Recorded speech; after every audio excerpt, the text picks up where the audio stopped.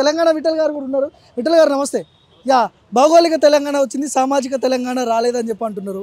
మీరు కూడా మలిదశ ఉద్యమంలో చాలా కీలకంగా పనిచేశారు ఒక జర్నలిస్ట్గా. ఏంటి జరుగుతున్న పరిణామాలు ఇవన్నీ చూస్తుంటే ఏమనిపించింది? అసలైన తెలంగాణ వచ్చిందనుకోవచ్చా, రాలేదా? ఏం చెప్తారు? భార్గవ్ గారు, ముందుగా మైక్ టీవీ ప్రేక్షకులకి, తెలంగాణ ప్రజలకి, తెలుగు ప్రజలందరికీ కూడా తెలంగాణ రాష్ట్ర ఆవిర్భావ దినోత్సవ శుభాకాంక్షలు చెప్తూ, చరిత్ర తెలియకుండా మనం చరిత్రను విశ్లేషించలేం. తెలంగాణ ఉద్యమం మొదలైందే మా ఉద్యోగాలు మాకు కావాలని. 1952లో ముచ్చర్ల సత్యనారాయణ గారు నాన్ ముల్కీ గో బ్యాక్ కానీ ఇడ్లీ సాంబార్ గో బ్యాక్ తోటి తెలంగాణ భూమిపుత్రులకు ఉద్యమం కావాలని చెప్పి ఆయన తన విద్యార్థి దశలోనే స్టార్ట్ చేశారు.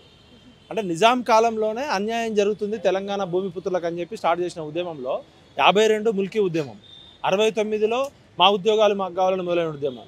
అసలు తెలంగాణకి బొడ్రాయి అయిన ముచ్చర్ల సత్యనారాయణ గారి గురించి చెప్పకుండా, ముచ్చర్ల సత్యనారాయణ గారి శిష్యులు ఇప్పుడు గద్దరన్న కావచ్చు, పాషం యాదగిరి అన్న కావచ్చు, ఇప్పుడున్న అందరూ కూడా ముచ్చర్ల సత్యనారాయణ గారికి శిష్యులే.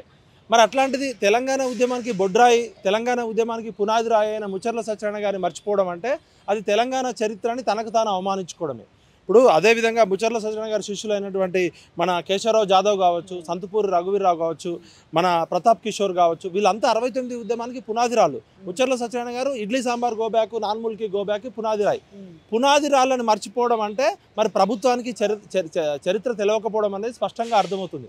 ఇప్పుడు గోరెట్ వెంకన్నకి గత ప్రభుత్వంలో ఎమ్మెల్సీ ఇచ్చారు, ఇప్పటి ప్రభుత్వం గుర్తింపు ఇచ్చింది. ఓకే, గద్దరన్నకి గుర్తింపు రావడం మాకు సంతోషమే.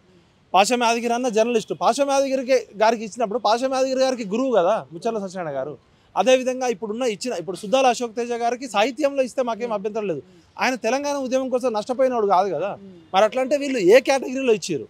మాకు వాళ్ళందరికీ ఇచ్చినందుకు సంతోషమే, కానీ అసలైన నికార్సైన జీవితాన్నే కోల్పోయిన తెలంగాణ అంటే త్యాగం, తెలంగాణ అంటే కోల్పోవడం. జీవితం మొత్తం కోల్పోయిన ముచ్చర్ల సత్యనారాయణ గారి గురించి కానీ, కేశవరావు జాదవ్ గారి గురించి కానీ, ప్రతాప్ కిషోర్ గారి గురించి కానీ ఇట్లాంటి హేమాహేమీలను మర్చిపోవడం అంటే ఈ పాలకులకి తెలంగాణ చరిత్ర మీద కనీస అవగాహన లేదని తెలుస్తుంది. నేను ఇప్పటికైనా రేవంత్ రెడ్డి ప్రభుత్వానికి రిక్వెస్ట్ చేస్తున్నా, ముచ్చర్ల సత్యనారాయణ గారికి మన కేశవరావు జాదవ్ గారు 2 కళ్ళ లాంటి వాళ్ళు, ఇమీడియట్గా మీరు ఈ ప్రకటించాలని కోరుతున్నా, డిమాండ్ చేస్తున్నా. కవిత గారేమో జాతిపిత, తెలంగాణకు జాతిపిత కేసీఆర్ అని మాట్లాడుతుంది కవిత. ఆయన ఒక్కడే కొట్లాడితేనే పులి నోట్లో సావు నోట్లో తలకాయ పెట్టి తెలంగాణ తెచ్చింది కేసీఆర్ కాబట్టి జాతిపిత ఆయన అని చెప్పి ఎమ్మెల్సీ కవిత అంటుంది. ప్రపంచ చరిత్రలో ఎక్కడైనా జాతి పిత అనేటోళ్ళు ఆస్తులు కోల్పోతారు, భూములు కోల్పోతారు, ప్రాణాలు కోల్పోతారు, పదవులు కోల్పోతారు. మరి జాతిపిత ఇంట్లో ఎవడన్నా చచ్చిండా? జాతిపితకి ఏమైనా ఆస్తులు అమ్ముకొని తెలంగాణ పెట్టిండా? జాతిపిత అని చెప్పుకుంటున్న ఈ కేసీఆర్ అంతకుముందు తెలంగాణ ఉద్యమంకు ముందు ఆయన స్థాయి ఏంది, ఆయన కుటుంబ ఆస్తులు ఏంది, ఆయన పరిస్థితి ఏంది? ఆయన అన్ని రకాలుగా లబ్ధి పొందిన కుటుంబం. ఎమ్మెల్యే పదవికి ఆయన రాజీనామా చేసి ఉండొచ్చు, ఎమ్మెల్యే పదవికి రాజీనామా చేసి ఎంపీ అయిండు. ఎంపీ అయి తెలంగాణ రాకముందే కాపలా కుక్కలాగుంటా ఎటువంటి పదవులు తీసుకోనని చెప్పిన కేసీఆర్ గారు కేంద్ర మంత్రి తీసుకున్నాడు.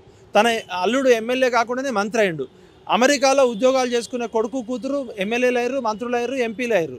వాళ్ళ ఇంట్లో సోడాలో మందు కలిపే సంతోష్ రావు గారు రాజ్యసభ సభ్యుడు అయిండు. గోళీలు అందించే సంతోష్ రావు ఏమో రాజ్యసభ అయిండు. మందులో సోడా కలిపే జగదీష్ రెడ్డి ఏమో మినిస్టర్ అయిండు.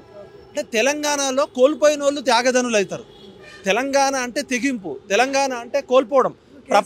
దీక్ష చేసిండు కదా. ప్రపంచ పోరాటాల చరిత్రలో ఉద్యమం ముసుగులో లక్షల కోట్లు సంపాదించిన కుటుంబం ఎక్కడన్నా ఉందా? ఉద్యమం అంటే ఛత్తీస్గఢ్లో కానీ, ఉత్తరాఖండ్లో కానీ, జార్ఖండ్లో కానీ అన్ని కోల్పోయారు. తెలంగాణ ప్రజలు 1200 మంది తమ ప్రాణాలు కోల్పోయారు. 69లో 370 మంది ప్రాణాలు కోల్పోయారు. మరి కవిత కేసీఆర్ ఇంట్లో ఎవరైనా చచ్చిర్రా? రేవంత్ రెడ్డి ఇంట్లో ఎవరైనా చచ్చిర్రా? ఈ రాజకీయ నాయకులు ఇంట్లో ఎవరైనా చచ్చిర్రా? లేకపోతే ఎవరైనా టాడా కింద, పోటా కింద జైళ్ళల్లో ఉన్నారా? 25 సంవత్సరాల క్రితం 2001లో ఫస్ట్ టీఆర్ఎస్ పార్టీ బంద్కు పిలుపునిస్తే డిసెంబర్ 27, 2001లో చంద్రబాబు నాయుడు ఎదిరించి నాతో పాటు 13 మంది జైలుకు పోయినాం. అప్పుడు మా ఉద్యోగాలు సిఐఎస్ఎఫ్ ఎగ్జిక్యూటివ్ ఇన్స్పెక్టర్ జాబ్ పోయింది.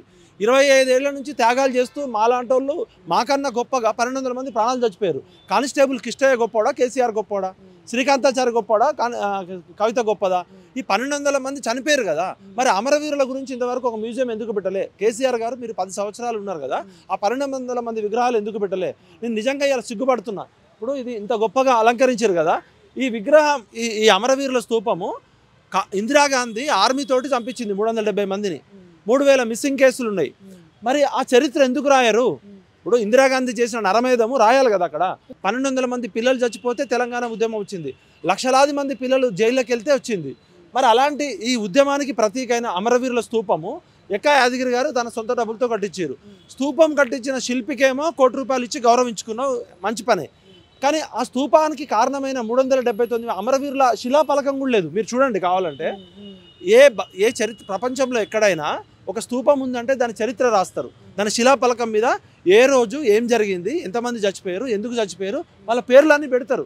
మీకు ఢిల్లీలో ఇండియా గేట్ దగ్గర కానీ, బాంబేలో గేట్ వే ఆఫ్ ఇండియా దగ్గర కానీ ఎక్కడైనా కూడా చనిపోయిన అమరవీరులకు జోహార్లు అర్పిస్తూ వాళ్ళ చరిత్ర రాయకపోవడం అంటే ఈ ప్రభుత్వాలు పూర్తిగా అమరవీరులని అవహేళన చేసినట్టే. ఖచ్చితంగా అమరవీరుల ఉసురు వాళ్ళకి తగులుతుంది. థ్యాంక్ యూ అన్న, థ్యాంక్ యూ. సో ఇది మొత్తానికి గన్ పార్క్ దగ్గరకు వచ్చి ముఖ్యమంత్రి కానీ ఎవరు కూడా ప్రజాప్రతినిధులు, కాంగ్రెస్ పార్టీకి సంబంధించిన మంత్రులు కానీ ఎమ్మెల్యేలు కానీ ఎవరు కూడా శ్రద్ధాంజలి ఘటించలేదు, నివాళులు కూడా అర్పించలేని స్థితిలో తెలంగాణ ప్రజాప్రతినిధులు ఉన్నారని చెప్పి కూడా విఠల్ గారు మాట్లాడుతున్నారు. మలిదశ ఉద్యమంలో కీలకంగా పనిచేసినటువంటి చాలామంది కూడా ఓన్లీ లక్షల కోట్లు సంపాదించుకున్నారు, కానీ కనీస అమరవీరులను గుర్తు చేసుకొని స్థితిలో వాళ్ళు లేరని చెప్పి కూడా విఠల్ గారు మండిపడుతున్నారు. Camera person Shashikant, Bhargava, Gun Park నుంచి.